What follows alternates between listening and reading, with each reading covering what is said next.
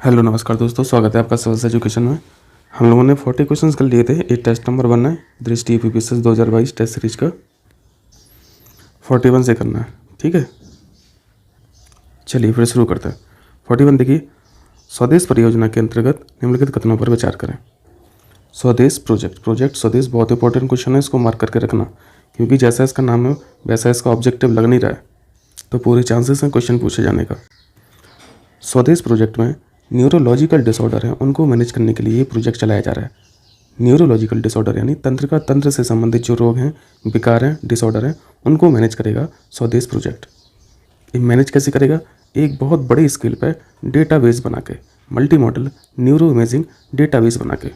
चूँकि ये project simulation पर आधारित है, सॉफ्टवेयर पर आधारित है, तो इसको कौन सा डिपार्टमेंट हैंडल करेगा? Obviously department of biotechnology. देखिए इस फिगर को देखिए, न्यूरो इमेजिंग बिग डेटा में डेटाबेस में क्या क्या चीज़ें हैं? Neuro degenerative disorder, neuro psychiatric disorder, neuro developmental disorder.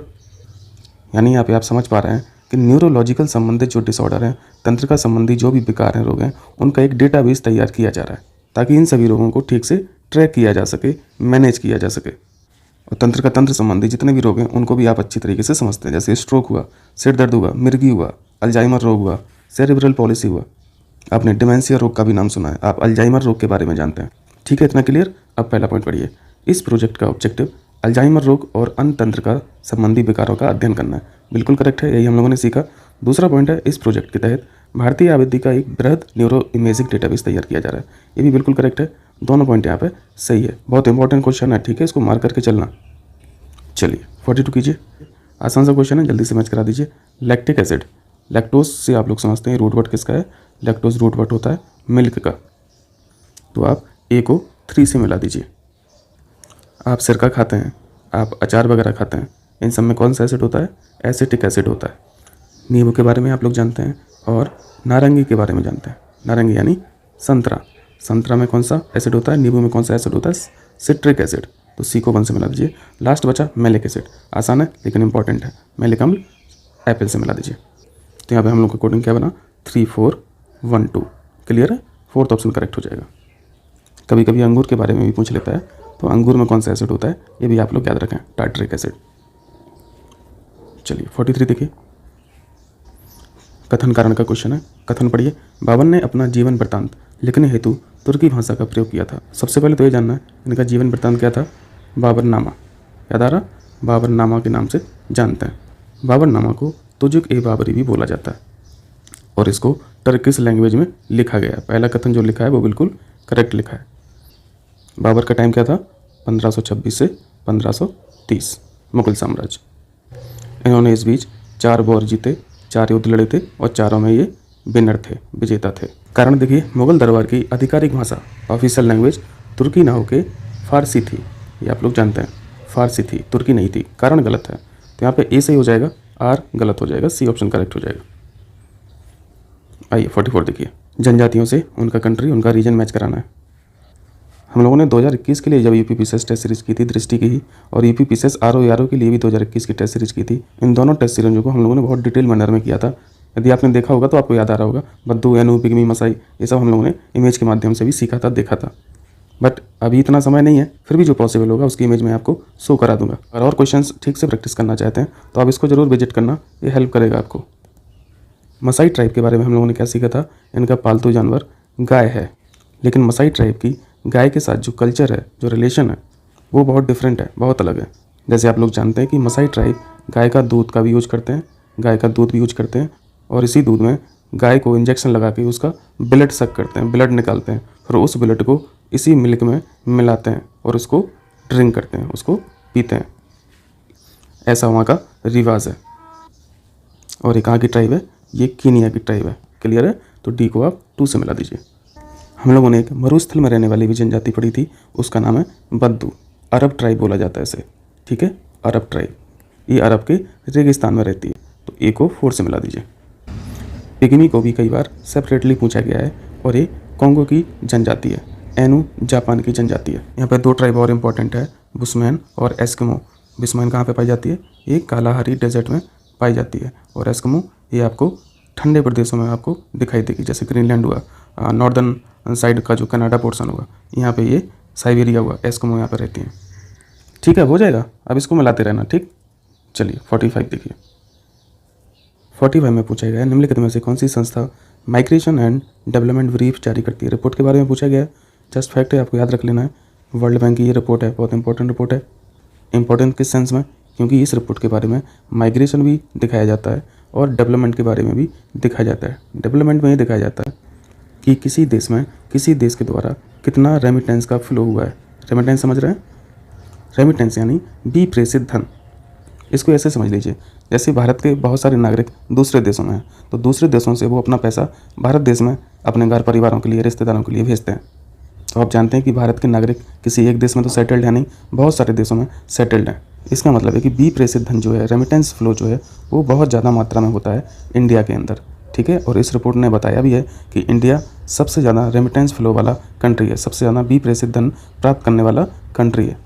वैसे इस रिपोर्ट में बी प्रेषित धन में उस फ्लो को काउंट किया जाता है, उस पैसे को काउंट किया जाता है जो माइग्रेट करके कुछ काम करने गए हैं दूसरे देश में, यानी मेन फोकस करता है श्रमिकों पे। हो जाएगा। चलिए 46 देखिए। 46 में डेंगू बुखार में मानव शरीर में निम्नलिखित में से किसकी कमी हो जाती है। सबसे पहले तो ये बताइए, डेंगू फीवर जो है वो वायरल है या फिर बैक्टीरियल है। डेंगू फीवर वायरल डिसीज है, ठीक है, बैक्टीरियल नहीं है। एडिस इजिप्टी नामक मच्छर है जिसके काटने से ये रोग होता है, और इसके काटने से शरीर के अंदर जो वायरस फैलता है उन वायरसों का नाम है D1, D2, D3, कुछ इस तरीके के नाम होते हैं वायरस के। और ये वायरस सीधा ब्लड को अटैक करता है, ह्यूमन बॉडी के ब्लड को अटैक करता है, ब्लड में एंटर कर जाता है। और ब्लड में क्या है आपको पता है, प्लेटलेट्स। तो अल्टीमेटली अटैक किसको करेगा ये वायरस, प्लेटलेट्स को। तो ये ऑप्शन यहाँ पे करेक्ट हो जाएगा। प्लेटलेट्स पे अटैक करता है तो प्लेटलेट्स की संख्या कम हो जाती है, बहुत ज़्यादा कम हो जाती है। हो जाएगा। हीमोग्लोबिन के बारे में आप लोग जानते होंगे, हीमोग्लोबिन की कमी अगर बॉडी के अंदर हो जाती है तो क्या दिक्कत हो जाएगी। हीमोग्लोबिन काम क्या करता है, ऑक्सीजन का ट्रांसपोर्ट करता है ब्लड के अंदर। ऑक्सीजन का ट्रांसपोर्ट नहीं हो पाएगा यदि हीमोग्लोबिन की मात्रा कम हो जाएगी, तो आयरन वगैरह खाया करो दबा के, ठीक है, पालक अलग। चलिए 47 देखिए। 47 में क्या पूछा है, इंडस सिविलाइजेशन के बारे में पूछा है और कौन सा गलत है ये बताना है। पहला पॉइंट पढ़ लीजिए, हड़प्पा सभ्यता में धार्मिक एकता पूर्ण रूप से विद्यमान थी। ये रिलीजियस यूनिटी क्या है, रिलीजियस यूनिटी का तो मतलब ये समझ में आ रहा है कि अगर एक भगवान को पूजा जा रहा है उस सभ्यता में तो उसको रिलीजियस यूनिटी बोला जाएगा, है ना। लेकिन आप तो हिस्ट्री में पढ़ चुके हैं कि हड़प्पा सभ्यता कोई सिंपल सभ्यता तो थी नहीं, सिंपल सिविलाइजेशन तो थी नहीं, ये अपने आप में बहुत कॉम्प्लेक्स सिविलाइजेशन थी। यहाँ पे आप बहुत ज़्यादा डाइवर्सिटी देखेंगे, बहुत ज़्यादा आप यहाँ पे विविधता देखेंगे। और ये डाइवर्सिटी कैसी, कोई अग्नि की पूजा कर रहा है, कोई जल देवता को पूज रहा है, कोई वृक्ष की पूजा कर रहा है, कोई पशु की पूजा कर रहा है, कोई पशुपति की पूजा कर रहा है। अब सारे फैक्ट याद आ रहे हैं ना। तो जब इतनी ज़्यादा डाइवर्सिटी है, इतने ज़्यादा रीति रिवाज हैं, तो रिलीजियस यूनिटी कैसे हुई है। तो ये पॉइंट तो गलत लिखा है ना, ये पॉइंट गलत हो गया। दूसरा पॉइंट पढ़िए, कपास का उत्पादन सबसे पहले सिंधु क्षेत्र में ही हुआ है। ये बिल्कुल करेक्ट फैक्ट है। Cotton was first produce in the Indus region itself. C point है, हड़प्पाई लोग लोहे से परिचित नहीं थे, बिल्कुल करेक्ट है। डी पॉइंट है, हड़प्पाई लोगों द्वारा सोना अफगानिस्तान से आयातित किया जाता था। ये भी बिल्कुल करेक्ट पॉइंट है। यहाँ पे गलत बताना था, गलत ए पॉइंट है, हम लोगों ने सीख लिया। हो जाएगा ना अब। चलिए 48 देखिए। यहाँ पे स्टेट्स को मैच कराना है उनकी लोकेशन से। Yucatan, Otranto, Malacca, Torres. कोई याद आ रही है जल संधि, टोरस की जल संधि याद आ रही है, ऑस्ट्रेलिया न्यू गिनी के बीच नहीं आ रही है, कोई बात नहीं, मैप पे देखते हैं। पहले कहाँ चलें, टोरस पे चलें, टोरस पे चलते हैं हम लोग, ऑस्ट्रेलिया चलते हैं और पपुआ न्यू गिनी चलते हैं। ये आपको ऑस्ट्रेलिया दिख रहा है और ये आपको पपुआ न्यू गिनी दिख रहा है। इसके बीच में वाटर चैनल कौन सा दिख रहा है आपको, वाटर चैनल ये दिख रहा है। यहाँ पे कौन सी जल संधि है, टोरस की जल संधि। हम लोग इसको जूम करके देखते हैं तो आपको विजिबल हो जाएगा। यहाँ पे आप टोरस की जल संधि लिखा हुआ देख सकते हैं, याद रहेगा। तो किस किस के बीच में पड़े हैं, ऑस्ट्रेलिया के और पपुआ न्यू गिनी के बीच में पड़े हैं। क्लियर है, ये जल संधि। दूसरी जल संधि कौन सी पढ़ना है हम लोगों को, मलक्का। तो मलक्का के लिए हम लोग को इंडोनेशिया और मलेशिया चलना पड़ेगा। आइए चलते हैं, बगल में ही है। ये आपको इंडोनेशिया दिख रहा है और ये मलेशिया दिख रहा है। इसके बीच में वाटर चैनल कौन सा दिख रहा है, इसके बीच में वाटर चैनल ये दिख रहा है। जल डमरू का काम क्या होता है, एक वाटर बॉडी को दूसरी वाटर बॉडी से जोड़ता है, और इसका दूसरा काम क्या है, एक लैंड मास को दूसरे लैंड मास से अलग करता है। तो आप यहाँ पे एडिशन भी देख रहे हैं और सेपरेशन भी देख रहे हैं। तो जल्दी से देख लेते हैं कौन सी, मलक्का जल डमरू। अब आपको यहाँ पे विजुअल हो रहा होगा, फ़ोन को आप रोटेशन पे देखना तभी देख पाएगा ठीक से, मलक्का स्टेट। हो जाएगा। तीसरा ऑप्शन में था यूकाटन। यूकाटन के लिए हम लोगों को मैक्सिको चलना पड़ेगा, क्यूबा चलना पड़ेगा। तो चलते हैं। आइए यहाँ पे देखिए, मैक्सिको दिख रहा है आपको, मैक्सिको यहाँ तक है, ठीक है, और आपको क्यूबा भी दिख रहा है। ये जो आपको पेनिनसुलर एरिया दिख रहा है, इसका नाम है यूकाटन पेनिनसुला। वेरी इंपॉर्टेंट, इसको सेपरेटली पूछा गया है। यूकाटन प्रायद्वीप किसका हिस्सा है? मैक्सिको का है, ठीक है। ये जो प्रायद्वीप है ये यूकाटन प्रायद्वीप है। और आपको चैनल कौन सा दिख रहा है? ये चैनल दिख रहा है, किस किस के बीच में? मैक्सिको के बीच में और क्यूबा के बीच में। गल्फ ऑफ मैक्सिको को कैरेबियन सागर से जोड़ा जा रहा है इस चैनल के द्वारा। क्लियर है? और अलग किस किस को कर रहा है? मैक्सिको के यूकाटन प्रायद्वीप को क्यूबा से अलग कर रहा है। चौथी स्टेट पूछी गई थी ओरंटो। ओरंटो के लिए इटली और अल्बानिया के पास देखना पड़ेगा। इधर देखिए, इटली कंट्री दिख रही है आपको, ये इटली कंट्री दिख रही है। और यहाँ पे वाटर चैनल आपको कौन सा दिख रहा है? वाटर चैनल यही तो दिख रहा है ना। तो अल्बानिया यही कंट्री होगी। जूम करके देख लीजिए तो आपको अल्बानिया लिखा हुआ नज़र आ रहा।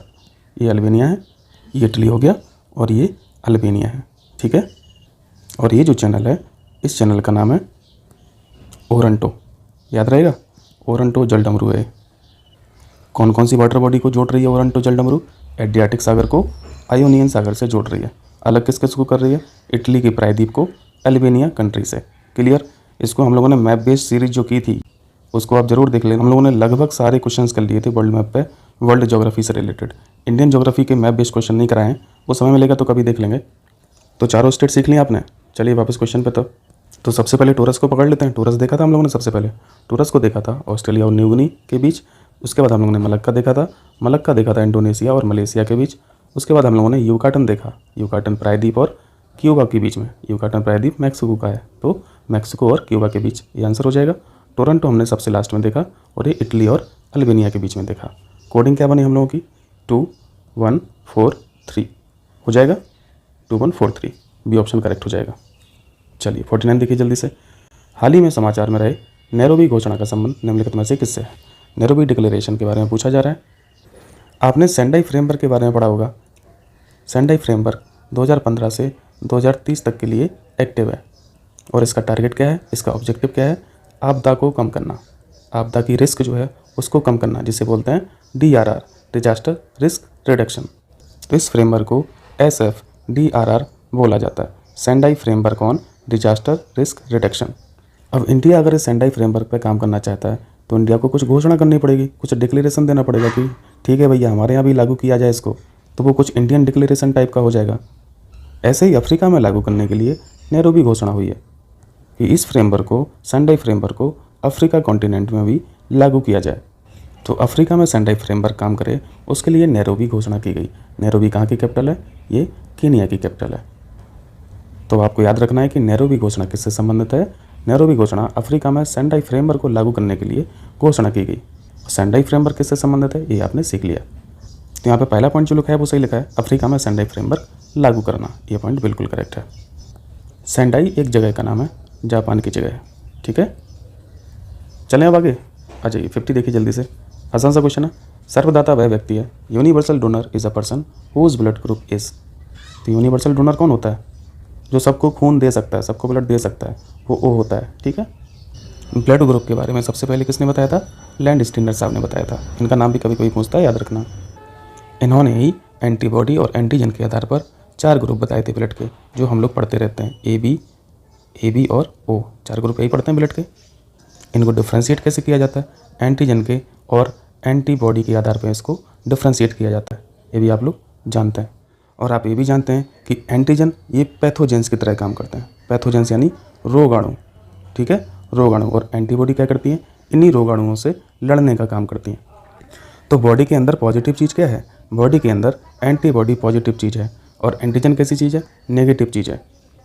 इस रोगाणु को आप रोग की तरह समझ लो। जैसे हम एक एग्जाम्पल दें आपको कि कोई एंटीजन, कोई रोगाणु ए है जो आपकी बॉडी में एंटर कर गया है, लेकिन आपकी बॉडी में ऑलरेडी ए नाम की एंटीबॉडी भी है। तो ए एंटीबॉडी इस ए एंटीजन से लड़ लेगी, फाइट कर लेगी, रजिस्ट कर लेगी, तो आपका शरीर सेफ रहेगा। तो किसी बॉडी में एंटीबॉडी अगर आप ट्रांसफ़र कर रहे हो तब कोई दिक्कत ही नहीं है ना, एंटीबॉडी से थोड़ी ना दिक्कत है। लेकिन एंटीजन ट्रांसफ़र कर रहे हो तब तो दिक्कत हो जाएगी, क्योंकि एंटीजन तो रोगाणु होता है। इसलिए आप यहाँ पे समझ सकते हो कि ओ के पास एंटीजन होगा कि एंटीबॉडी होगा।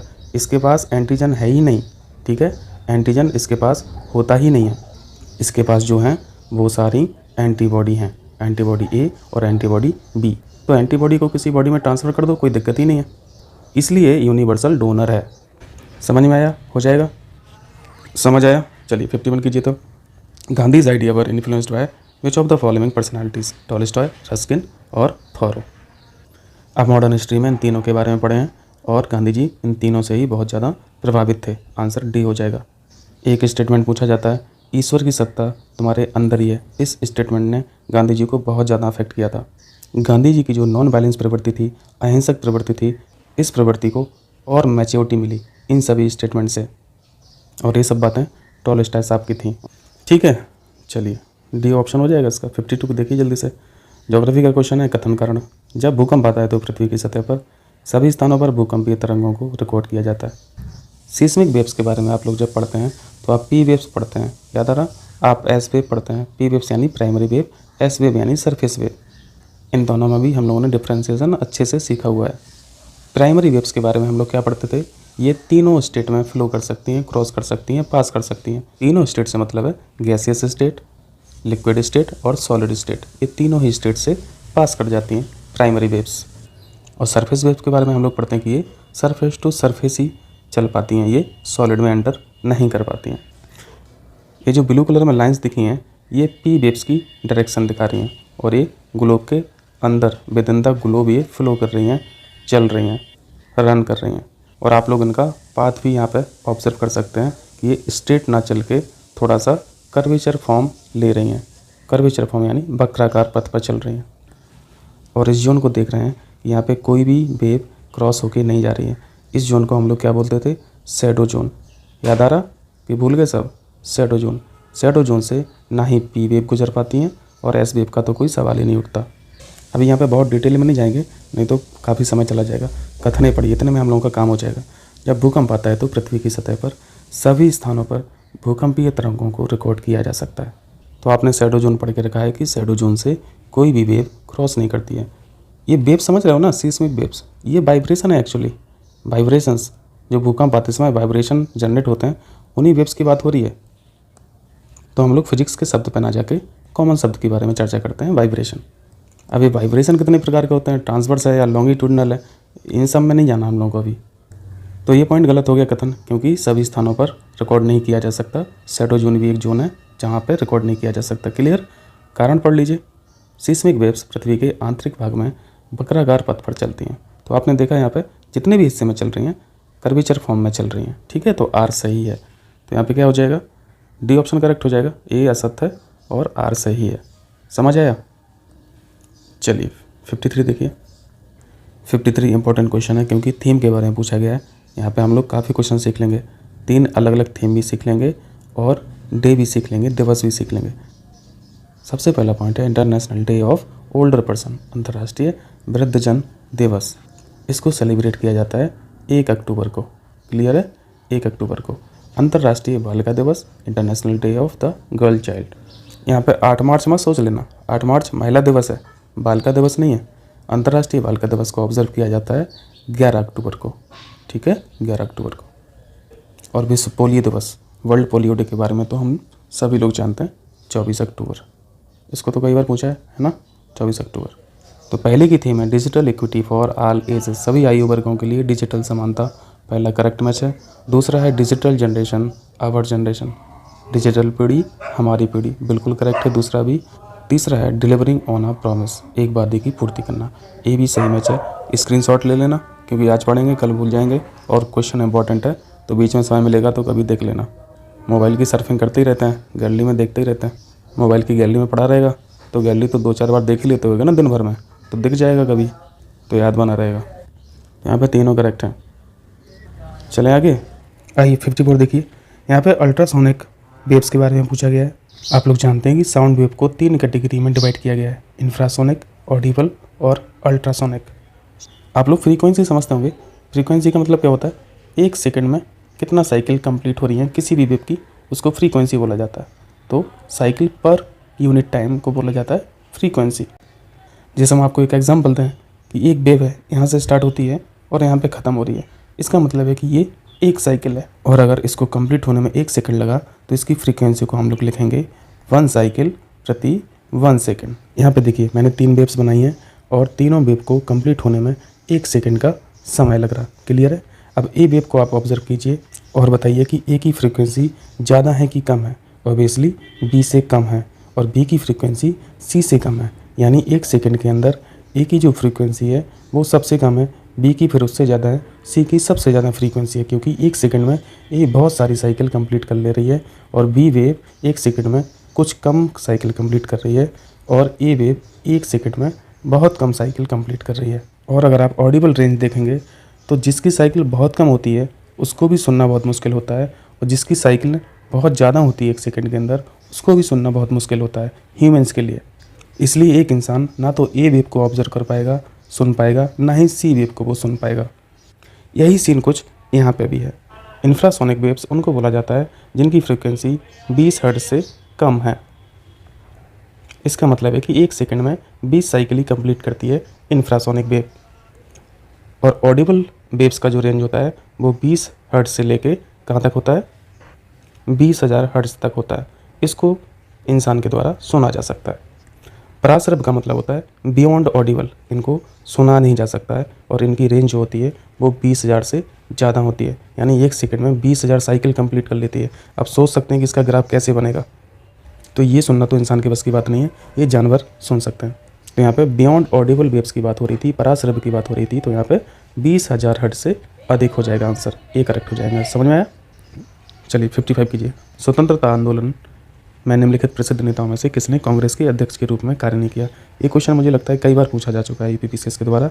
बाल गंगाधर तिलक साहब ऐसे इंसान थे जिन्होंने कांग्रेस के अध्यक्ष पद को कभी भी सुशोभित नहीं किया। ये तो इस तरह के नेता थे जो खुद अध्यक्ष नहीं होते थे, लेकिन अध्यक्ष कौन होगा इसमें इनका बहुत बड़ा रोल होता था, यानी अध्यक्ष बनते नहीं थे, बनवाते थे।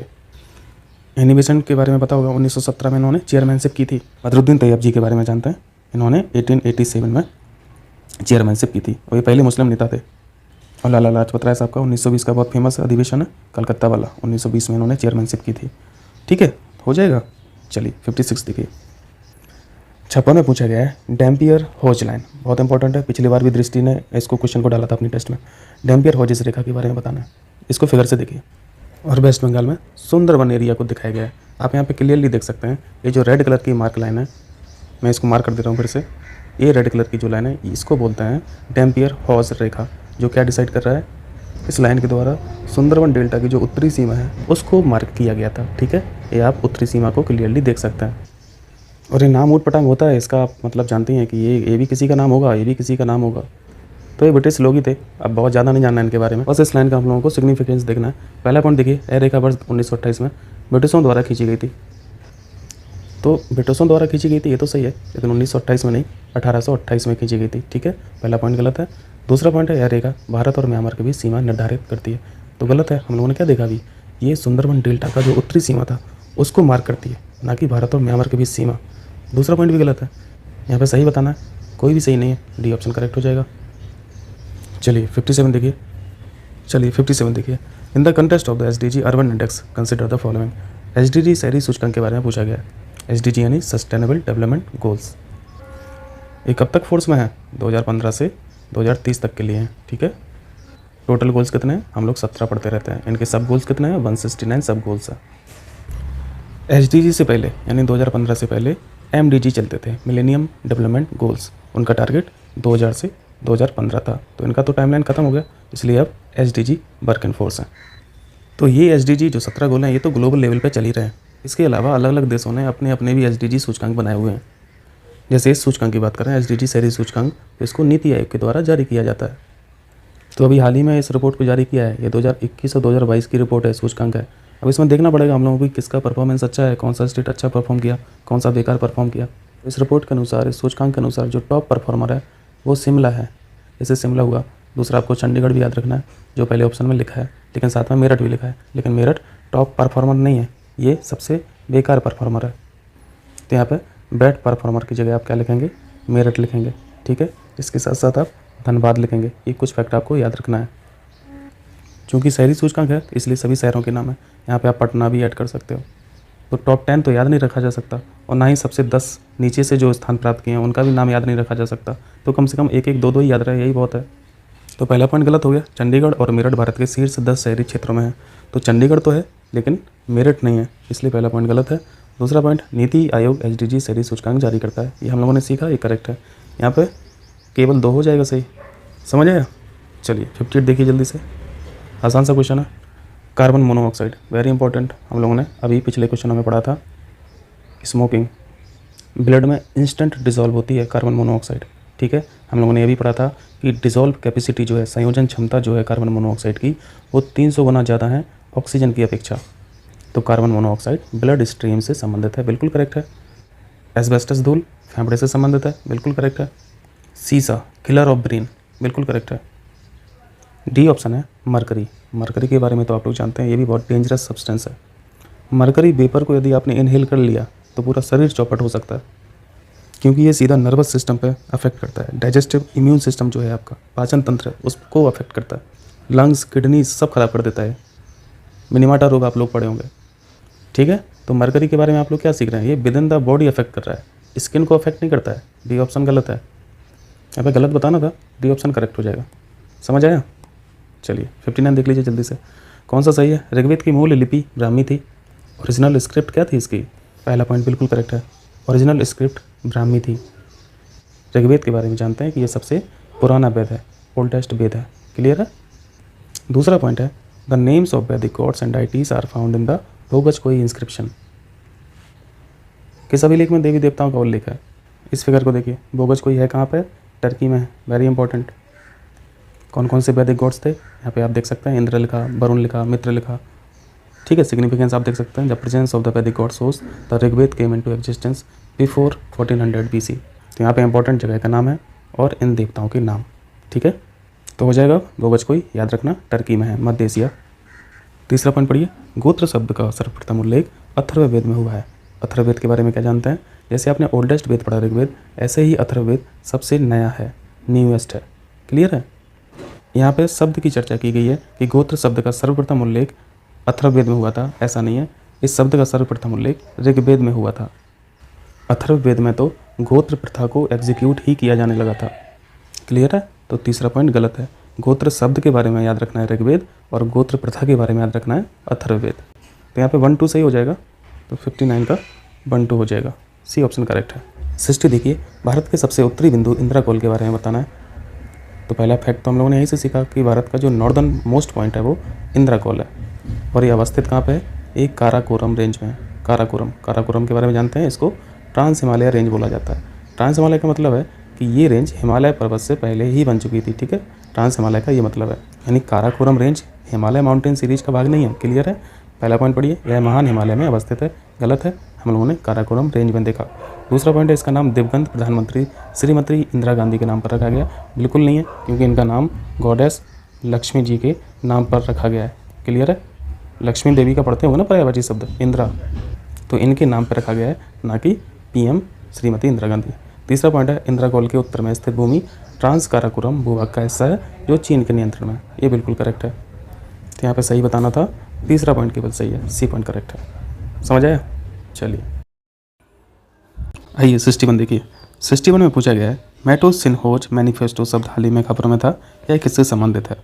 मेटोसिन्होज एक जगह का नाम है जो पुर्तगाल में है। फिगर को देखिए तब आपको क्लियरिटी होगी। आप इस सेक्शन को पढ़िए तो आपको क्लियर हो जाएगा। The European space agency has approved a Matosinhos manifesto to accelerate the use of space. इस लाइन पर फोकस करना है। ये मैनिफेस्टो किस लिए लाया गया है, स्पेस को यूज करने के लिए इस प्रोग्राम को लॉन्च किया गया। प्रोग्राम क्या है, यह एक रेजोल्यूशन की तरह है। तो इस मैनिफेस्टो का आपको ऑब्जेक्टिव याद रखना है, और ये लॉन्च किसके द्वारा किया गया, तो आपको यूरोपियन स्पेस एजेंसी का नाम याद रखना है, ठीक है। ऑप्शन में आपको नासा करके दे सकता है, इसरो करके दे सकता है, रसिया की स्पेस एजेंसी ग्लोनास का नाम दे सकता है। तो ये 2-3 बातें आपको बस याद रखनी है, ठीक है, हो जाएगा। तो इसका आंसर अंतरिक्ष का उपयोग यानी यूज ऑफ स्पेस हो जाएगा।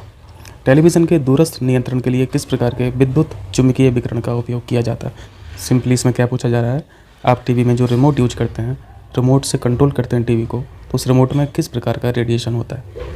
आसान सा क्वेश्चन है, इंफ्रारेड हम लोग पढ़ते रहते हैं। इंफ्रारेड के बारे में हम लोग और क्या जानते हैं, इनकी पेनिट्रेशन पावर ठीक ठाक होती है, मतलब ज़्यादा होती है। इसलिए इस तरह की रेडिएशन का, इस तरह की रेज का यूज सिग्नल भेजने के लिए किया जाता है। चलिए 63 देखिए, निम्नलिखित में से किसमें घोड़े के नाल के आकार की मेहराब सर्वप्रथम प्रयोग में लाई गई थी? मेहराब जान रहे हैं ना? आइए इसको फिगर से समझते हैं। आइए इस फिगर को देखिए, आपको फ्रंट गेट दिख रहा है, एंट्री गेट दिख रहा है। इस गेट के ऊपर, इस दरवाजे के ऊपर आपको एक डिज़ाइन दिख रही है। इस डिज़ाइन को बोला जाता है मेहराब। क्लियर है? और इसका शेप भी आप लोग देख रहे होंगे कि हॉर्स शू के आकार का है। तो अब हो जाएगा, ये अलाई दरवाज़ा की आपको इमेज दिख रही है और सबसे पहले यहीं पे यूज किया गया था इस तरह का horse shoe shaped arc. Answer A हो जाएगा। 64 देखिए, निम्नलिखित में से कौन सा हिमालय के विभाजन का हिस्सा नहीं है? तो ये तो बहुत आसान क्वेश्चन है। हिमालय, हिमाद्री, हिमाद्री ग्रेट हिमालय को बोलते हैं, ठीक है।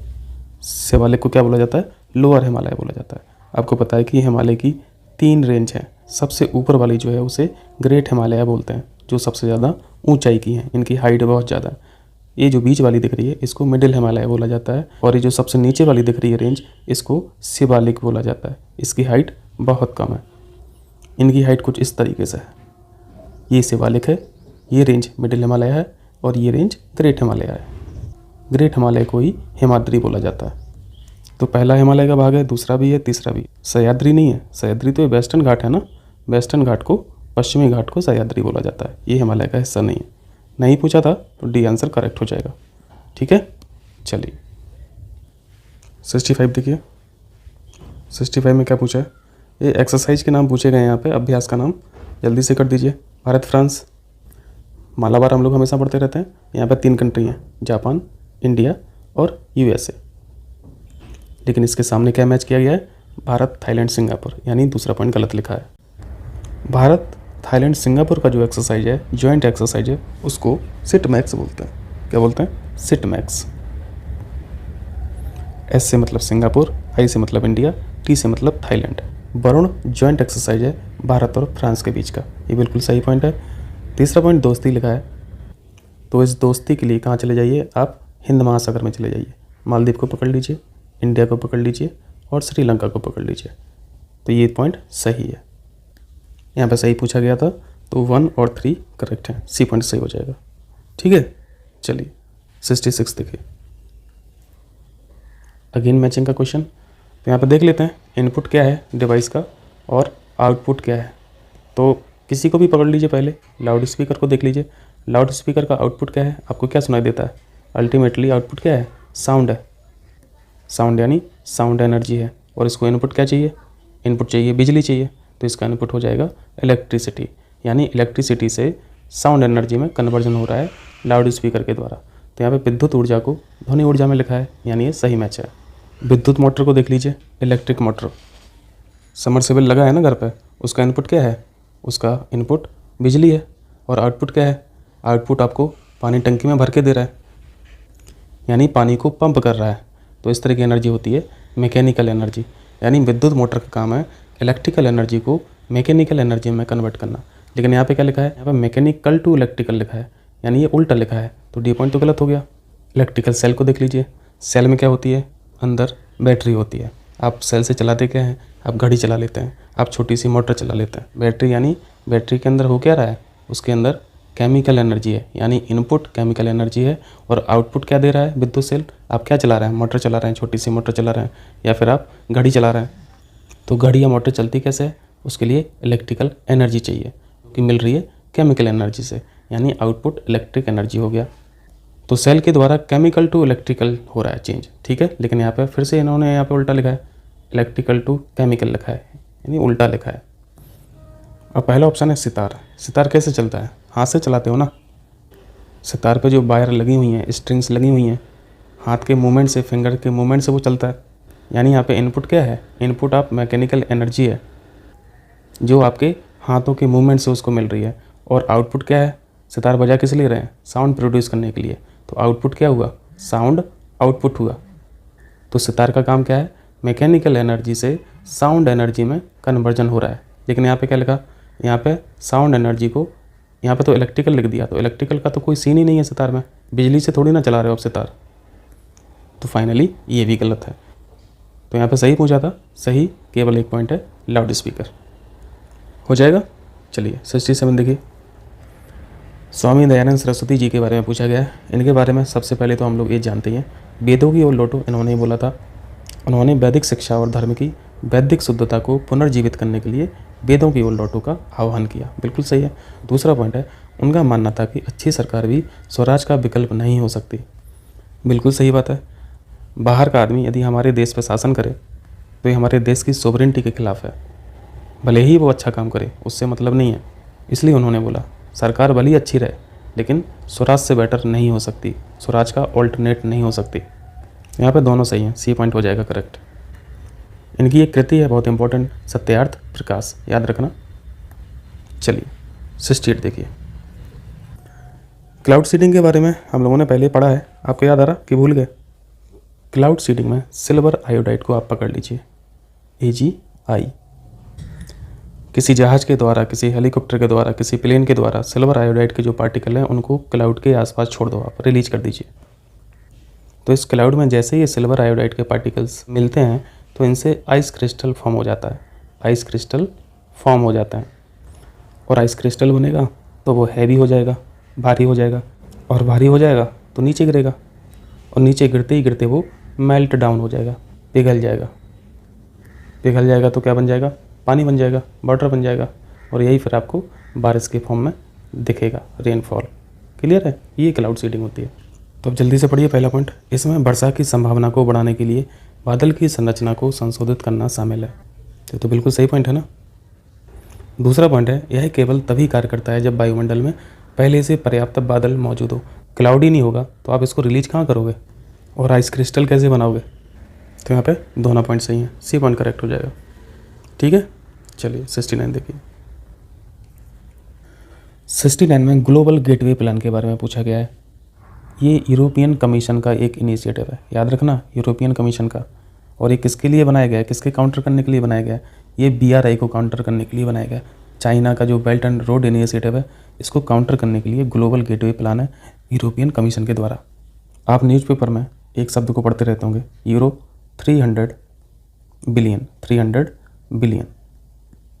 ये ऑब्जेक्टिव इसी प्लान का ही है, यानी 300 बिलियन फंड को इकट्ठा करना है for major investment in infrastructure development. इस पैसे का यूज वो बुनियादी ढांचे में करेंगे। पहला पॉइंट पढ़िए, यह G7 देशों द्वारा, तो ये तो गलत है ना, G7 देशों द्वारा इनिशिएटिव नहीं है, ये यूरोपियन कमीशन का इनिशिएटिव है।